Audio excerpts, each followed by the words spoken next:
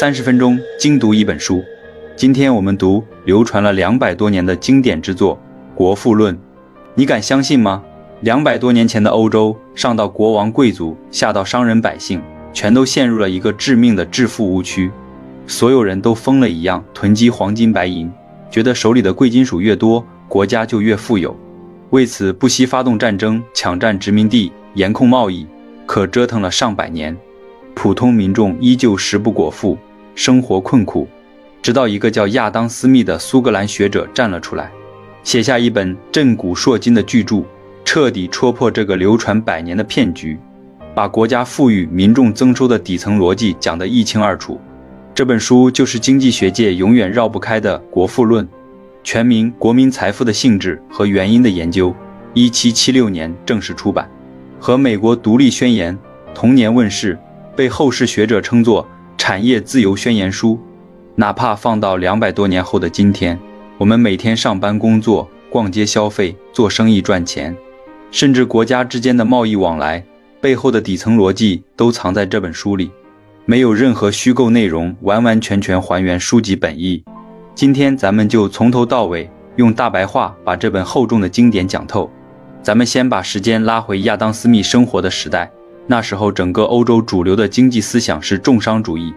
这套理论在当时被奉为真理，核心观点只有一个：国家的财富就是黄金白银，想要变富就得想尽办法多赚金银，少花金银。所以当时的欧洲各国都在推行极端的贸易保护政策，对外国商品收重税，甚至直接禁止进口，同时拼命把本国商品卖到国外换金银，还疯狂开拓殖民地，把殖民地当成原料掠夺地和商品倾销地。国王们把搜刮来的金银锁在国库，觉得这样国家就强大了，可现实却截然相反。大量金银堆积在仓库，国内商品生产效率极低，普通人买不到平价商品，手工业发展停滞，社会贫富差距越来越大，底层民众的生活丝毫没有改善。亚当·斯密看着这样的现状，花了10几年时间考察欧洲各国经济，梳理社会现象，最终写出《国富论》，开篇就直接推翻重商主义的核心论点。他明确提出，一个国家真正的财富根本不是仓库里堆着的黄金白银，而是这个国家所有国民每年通过劳动生产出来的全部商品和服务，是老百姓餐桌上的粮食，身上穿的衣服，家里住的房屋，是能满足所有人生活需求、提升生活质量的实实在在的物资，而非不能吃不能用，只能当作储藏物的贵金属。这个观点在当时无异于平地惊雷，直接颠覆了整个欧洲的认知，推翻了错误的财富观。亚当·斯密紧接着就抛出了全书第一个核心观点，也是国家财富增长的根本密码，那就是分工。为了让普通人都能听懂这个道理，他在书里举了一个极其经典的制针厂例子，这个例子也是《国富论》里最广为人知的内容，完全贴合实际生产场景，没有任何夸张。他说，一个没有经过专业训练、独自劳作的工人，想要从头至尾做一根针，光是把铁丝拉直、切断、磨尖、做针头，这一系列工序下来，一天累死累活，恐怕连20根针都做不出来，甚至有可能1根都做不出来，根本靠制针养活自己。可如果把制针的完整工序拆分成18道细致的流程，找10个工人分工合作，每个人只负责其中1道工序，有人专门负责拉直铁丝，有人专门负责切断铁丝，有人专门打磨针头，有人专门磨尖针尖，还有人专门负责包装整理。大家各司其职，只做自己擅长的那一件事，效率会发生翻天覆地的变化。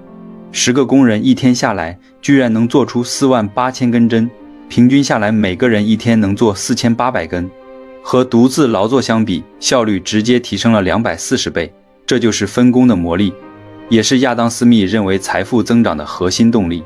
随后亚当·斯密详细分析了分工能大幅提升生产效率的3个原因，每一个都贴合实际，通俗易懂。第一个原因是分工能让工人的专业技能快速精进。一个人长期只做1道工序，每天重复同样的动作，不用分心做其他事情，手上的熟练度会越来越高，动作越来越精准快捷，远远比什么都做、什么都不精的人效率高。就像制针厂里专门磨针尖的工人，练上几个月，磨针的速度和质量是普通人根本比不上的。第二个原因是分工能节省大量不必要的时间损耗。一个人独自做一件事，需要不断切换工序、更换工具，从一个流程转到另一个流程，中间会浪费很多时间。比如做针时放下拉直铁丝的工具，再拿起切断的工具，这个过程看似短暂，积累下来就是大量的时间浪费。而分工之后，工人不用切换工具和工序，所有时间都用在核心劳作上，自然能提升产量。第三个原因是分工能推动工具的发明和改进。工人长期专注一道工序，会不断琢磨怎么让工作更省力、更高效，慢慢就会想出改进方法，甚至发明专门的机器。比如制针工人为了加快磨针速度，会设计出简易的磨针机器，进一步提升生产效率。这也是工业生产中机器不断革新的重要原因。讲完分工的优势，亚当·斯密又补充了一个关键知识点：分工的细化程度是受市场范围限制的。这一点完全符合社会经济规律。他说，如果只是在一个偏远的小村子，总共就几十户人家，每天对针的需求量少得可怜，根本没必要把制针工序拆成18道，一个人慢慢做就能满足全村需求，分工自然无法细化。可如果是伦敦这样的大城市，人口众多，商贸发达，每天对针的需求量高达几十万根，市场足够大，才能支撑精细化的分工，让每个工人都能专注一道工序，靠制针赚钱谋生。不仅是制针，各行各业都是如此。市场越大，需求越多，分工就能越细，生产效率就越高，创造的财富也就越多。反过来，分工细化又能推动生产发展，让商品更多，价格更低，进一步扩大市场。这是一个良性循环，也是城市比农村富裕，商贸发达地区比偏远地区富裕的核心原因。分工出现之后，必然会带来另一个关键行为，那就是交换。亚当·斯密认为，人类天生就有一种互通有无、互相交易的倾向，这是分工出现的前提，也是人类社会经济发展的基础。因为分工之后，每个人都只生产一种或少数几种商品，农民只种粮食，工匠只做农具，裁缝只做衣服，没有人能生产出自己生活需要的所有东西。想要吃饭、穿衣、居住，就必须用自己生产的商品去换别人生产的商品，这就是最原始的物物交换。可物物交换有很大的弊端，亚当·斯密在书里详细讲了这个问题。比如一个农民种了粮食，想要换一件衣服，可裁缝手里有衣服，却不想要粮食，只想换一把锄头，那农民和裁缝就无法完成交换。农民只能先拿着粮食去换锄头，再拿着锄头去换衣服，过程极其繁琐，还经常出现换不到的情况，严重阻碍了分工和生产的发展。为了解决物物交换的难题，人们慢慢找到了一个所有人都认可的交换媒介，这就是货币的起源。亚当·斯密梳理了货币的发展历程，完全贴合人类经济发展的真实轨迹。最开始，人们用牛羊、贝壳、盐、兽皮等物品当作交换媒介，因为这些东西在当时是大家都需要、有实用价值的。可这些物品不好携带，容易损耗，难以分割，慢慢就被淘汰了。后来人们发现金属具备易携带、易分割、耐损耗、价值稳定的特点，就开始用铜、铁、银、金等金属作为交换媒介。最开始的金属货币是按重量计算的，后来为了方便交易，才出现了统一规格、统一面值的铸币。再往后，慢慢发展出纸币。亚当·斯密特意强调，货币只是方便人们交换的工具，是商品交换的媒介，本身并不是财富。就像我们日常用的钱币，只是用来换取生活物资的凭证，不能把钱币本身当成财富。这再次呼应了他对财富本质的定义，也再次批判了重商主义囤积金银的错误做法。解决了交换和货币的问题，亚当·斯密开始深入探讨商品的价值和价格，这是国富论中非常核心的理论部分。他首先提出，劳动是衡量一切商品交换价值的真实尺度。这个观点打破了当时人们对商品价值的错误认知。在他之前，很多人觉得商品的价值是由金银或者市场供求决定的。可亚当·斯密认为，一件商品的价值本质上是生产这件商品所耗费的劳动量。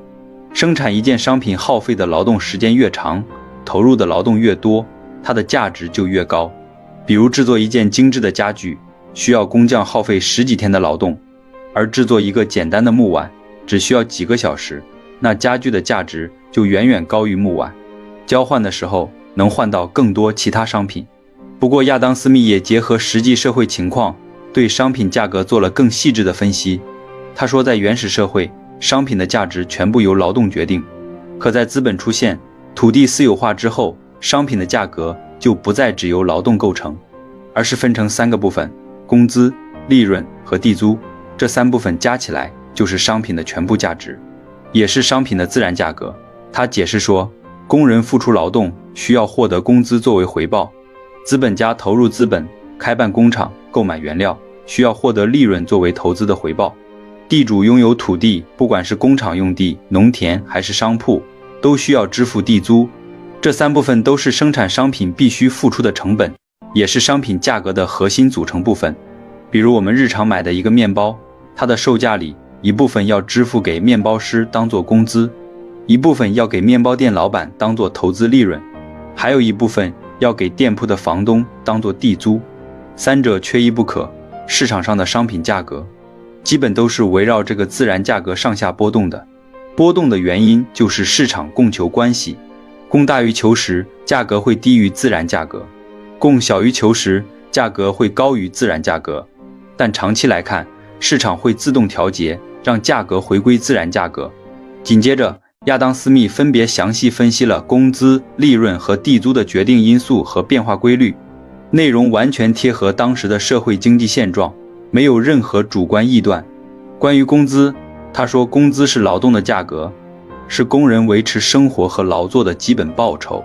工资的水平由工人和雇主之间的契约决定。一般情况下，雇主在契约中占据优势，因为工人需要依靠工资养家糊口，一旦失业就无法生存，而雇主有资本积累，能承受更长时间的等待，所以工人往往没有太多讨价还价的余地。但工资也有一个最低标准，那就是必须能满足工人及其家人的基本生活需求，能让工人养活自己，繁衍后代，不然就不会有人愿意出卖劳动，生产也就无法继续。而随着社会经济的发展，财富的增长，工资水平也会逐步提高，因为对劳动的需求会越来越大。关于利润，他说，利润是资本家投入资本的回报，利润的高低主要由市场竞争决定。一个行业如果投资的人少，竞争小，利润就会比较高。可如果这个行业利润高，就会吸引更多资本家进入，竞争变得激烈，利润就会慢慢降低，直到回到正常水平。同时，利润也和资本的多少有关，资本越多，能获得的总利润也就越多。关于地租，他说，地租是土地所有者的收入，是土地私有化之后的产物。地租的高低取决于土地的肥力、位置和用途。肥沃的农田能产出更多粮食，地租就高。城市中心的商铺人流量大，收益高，地租也远高于偏远地区的土地。而且随着社会发展，对土地的需求越来越大，地租整体会呈现上涨的趋势。讲完商品生产和价值分配，亚当·斯密把重点转向了资本。他认为资本是推动财富增长的重要因素，甚至可以说是分工扩大生产发展的必要条件。首先，他明确了资本的定义，资本是人们积累起来用于再生产的财富，而不是用于直接消费的财富。他举了一个很简单的例子，一个人赚了一笔钱，如果把这笔钱全部用来买吃的、穿的、玩的，满足自己的日常消费，那这笔钱就只是消费资金，不是资本。但如果他把这笔钱用来购买原料、雇佣工人、购置生产工具，通过生产更多商品来赚取更多财富，那这笔钱就是资本。资本的核心作用是再生产，是创造更多财富，而不是单纯的消耗。那么资本是怎么来的呢？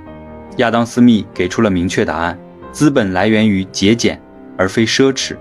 他说，一个人或者一个国家想要积累资本，就必须学会节俭，控制不必要的消费，把每年生产出来的财富留出一部分用于储蓄和再生产，而不是全部挥霍掉。如果人人都追求奢侈享乐，把赚来的钱全部花光，就没有多余的财富投入生产，资本就无法积累，分工就无法扩大，生产效率就无法提升，国家也就无法变富。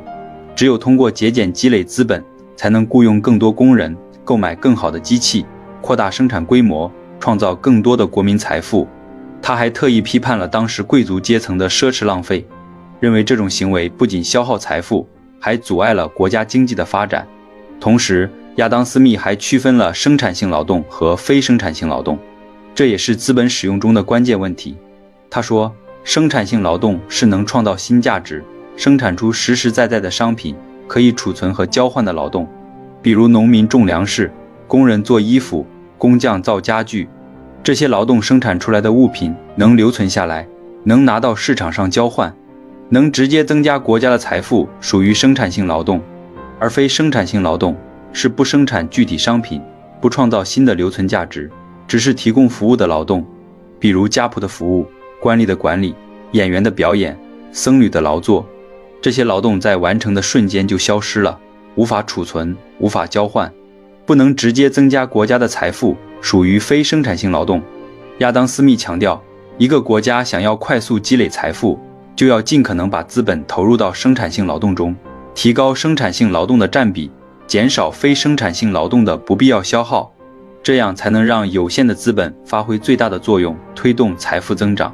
随后，亚当·斯密梳理了资本的4种主要用途，认为这4种用途都对国民财富增长有重要作用，且相互依存，缺一不可。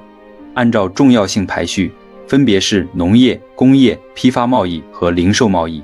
他认为农业是最具生产性的资本用途，因为农业生产不仅能产出粮食、原料等基础物资，还能借助土地的自然力创造出额外的价值。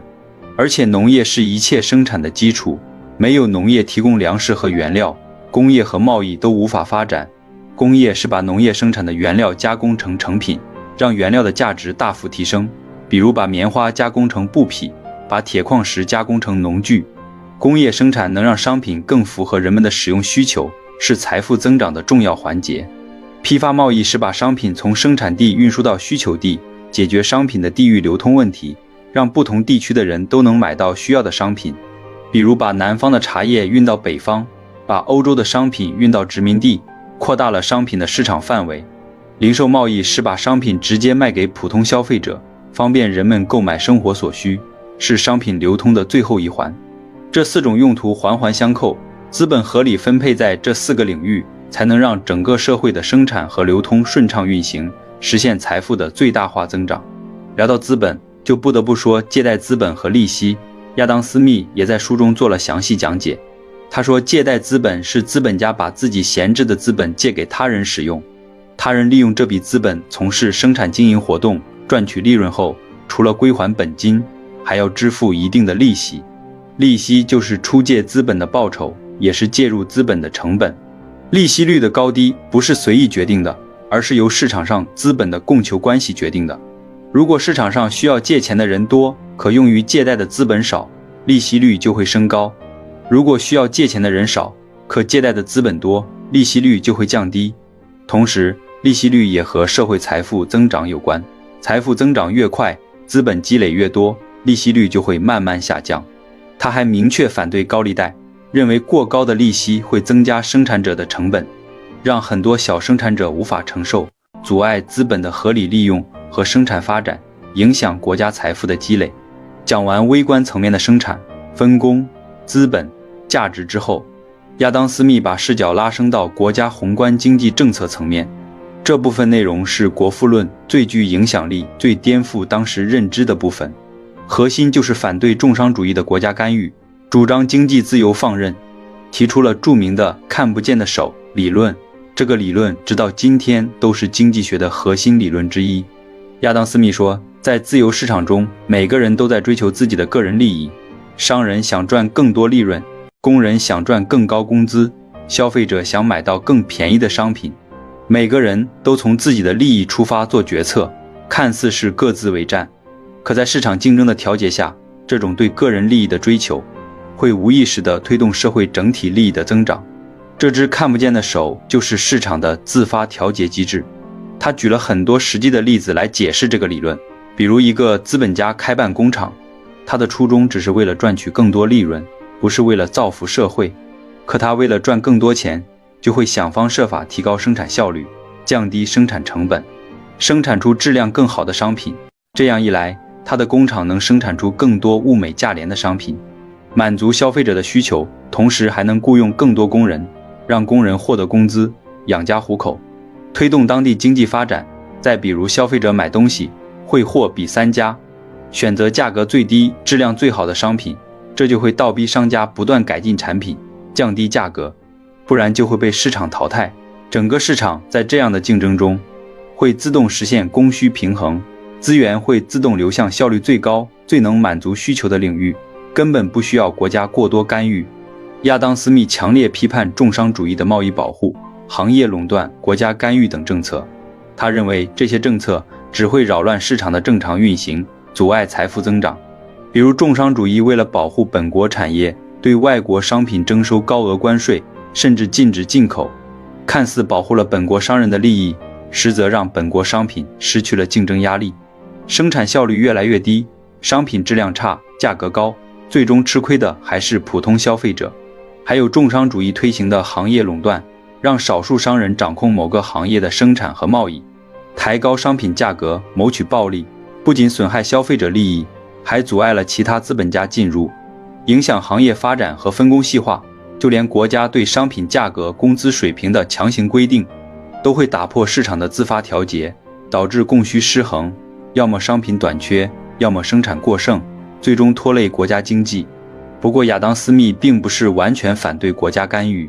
他明确提出，国家在经济社会中有3个必须履行的核心职责，超出这3个职责的干预都是不必要的、有害的。第一个职责是保护国家的安全，建立军队，抵御外敌入侵，保证国内社会的稳定和安全。没有稳定的社会环境，生产和贸易都无法进行，这是经济发展的前提。第二个职责是维护社会的公平正义，建立完善的法律体系和司法机构，保护每个公民的人身安全和财产权利，解决社会纠纷，防止强者欺凌弱者，让所有人都能在公平的环境下从事生产和交易。第三个职责是建设和维护公共设施与公共事业，比如修建公路、桥梁、运河等交通设施，创办学校、医院等公共服务机构。这些公共设施和事业对整个社会的生产和生活都有极大的好处，能推动贸易流通，提升国民素质，可私人资本家不愿意投资，因为这些项目投资大，回报慢，利润低，所以必须由国家来承担。这也是国家对经济的合理补充，而非过度干预。在国际贸易方面，亚当·斯密也提出了颠覆性的理论，也就是绝对优势理论，彻底否定了重商主义的贸易保护，主张自由贸易。他说，每个国家都有自己擅长生产的商品，也就是具备绝对优势的商品。这种优势可能是自然条件带来的，比如气候、土壤、矿产资源，也可能是后天生产效率带来的，比如技术、分工、经验。比如法国的气候和土壤适合种植葡萄，酿造葡萄酒的技术成熟，生产葡萄酒的效率高，成本低，具备绝对优势。苏格兰的气候适合种植粮食，生产粮食的效率更高，具备绝对优势。如果两国实行自由贸易，法国专门生产葡萄酒，苏格兰专门生产粮食，然后互相交换，法国能得到更便宜的粮食，苏格兰能得到更优质便宜的葡萄酒，两国都能节省生产成本，提高生产效率，获得更多的财富，比各自生产2种商品要划算得多。亚当·斯密还批判了当时欧洲国家对殖民地的贸易垄断政策。他认为这种垄断不仅损害了殖民地的利益，也损害了宗主国自身的利益。宗主国垄断殖民地的贸易，强行压低殖民地原料价格，抬高本国商品价格，看似赚了短期利益，实则让本国商品失去竞争压力，还引发殖民地的反抗，阻碍了全球贸易的发展。只有放开殖民地贸易，推行全球自由贸易，才能扩大世界市场，进一步细化国际分工，让所有参与贸易的国家都能从中获利，实现全球财富的共同增长。这个观点在当时是非常超前的，也为后来的全球化贸易奠定了理论基础。之后，亚当·斯密回顾了欧洲各国的经济发展历史，梳理了从农业社会到商业社会的发展历程，分析了不同国家经济发展快慢的原因。他认为，社会经济发展有其自然的顺序，应该是先发展农业，打好基础，再发展工业，提升生产效率，最后发展商业和贸易，扩大市场范围。遵循这个自然顺序的国家，经济发展就会平稳快速；而那些违背自然顺序，过度重视商业和贸易，忽视农业的国家，经济发展就会出现问题，容易陷入停滞。他结合欧洲各国的实际案例，分析了罗马帝国衰落、中世纪城市兴起、近代商贸发展等历史阶段的经济规律，进一步验证了自己的分工、资本、自由市场等理论的正确性。最后，亚当·斯密探讨了国家的财政收入问题，也就是君主或政府的收入来源。核心观点是，税收应该公平、合理、适度。他认为，政府的主要收入来自税收，税收是维持国家运转、履行三大职责的经济基础。但是税收不能过重，不能超过民众的承受能力，更不能阻碍生产和贸易的发展。如果税收过高，会加重工人、资本家、地主的负担，让人们失去劳动和投资的积极性，导致生产减少、财富增长放缓，甚至引发社会动荡。他提出了税收的基本原则：一是公平，每个公民都应该按照自己的收入比例缴纳税收，收入高的多缴税，收入低的少缴税，实现税负公平。二是确定，税收的标准、时间、方式都应该明确规定，不能随意更改，让民众有明确的预期。三是便利，税收的征收方式要方便民众缴纳，减少不必要的麻烦。四是节约，政府征收税收要尽量降低征收成本，把税收用在公共服务、国防、司法等必要领域，杜绝铺张浪费。他反对当时欧洲各国的苛捐杂税，认为不合理的税收是阻碍国家富裕的重要原因。只有制定合理的税收政策，才能兼顾国家财政和民众利益，推动国家财富持续增长。整本《国富论》一共分为5篇内容，逻辑层层递进，从最基础的劳动分工、商品交换，到资本积累、价值分配，再到宏观经济政策、国际贸易、国家财政，从微观的个人劳作、企业生产，到宏观的国家发展、全球贸易，把国民财富的性质、财富增长的原因、实现国家富裕的方法讲得系统又透彻，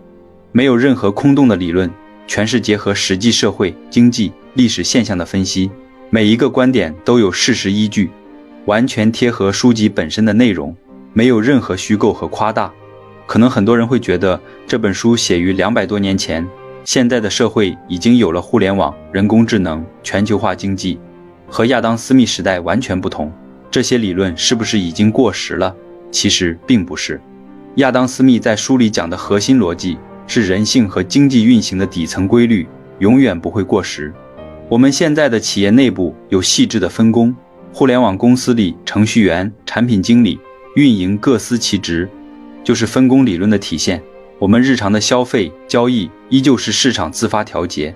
价格围绕价值波动，还是受看不见的手影响。全球各国之间的自由贸易依旧遵循着优势互补的原则，我们能买到世界各地的商品，就是自由贸易带来的好处。国家只负责维护安全、公平和公共服务，不随意干预市场，也是对亚当·斯密经济思想的践行。当然，《国富论》也有一定的时代局限性，毕竟受当时社会发展水平的限制，亚当·斯密没有预见到后来的资本垄断、贫富差距进一步扩大等问题，对劳动价值论的阐述也不够完善。后世的经济学家在他的理论基础上不断补充和完善经济学理论，但这丝毫不会影响《国富论》的地位，它依旧是经济学的奠基之作，是读懂财富、读懂经济、读懂社会的入门经典。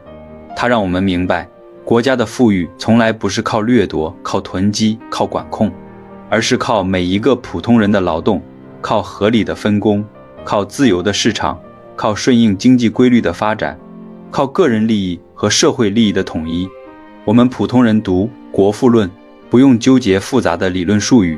只要明白它讲透的几个核心道理就够了。真正的财富是实实在在的生产成果，不是虚无的贵金属。分工合作能让效率翻倍，专业的人做专业的事才是致富的关键。自由的市场能自发调节经济，过度干预只会适得其反。节俭积累资本，勤劳创造财富，合理的规则能让经济和社会良性发展。这些道理不管是对我们个人工作、创业、理财，还是理解国家的经济政策、社会的发展变化，都有非常重要的指导意义。这也是《国富论》能流传200多年，依旧被全世界人们研读的原因。它不仅是一本经济学著作，更是一本读懂社会运行规律、读懂财富本质的智慧之书。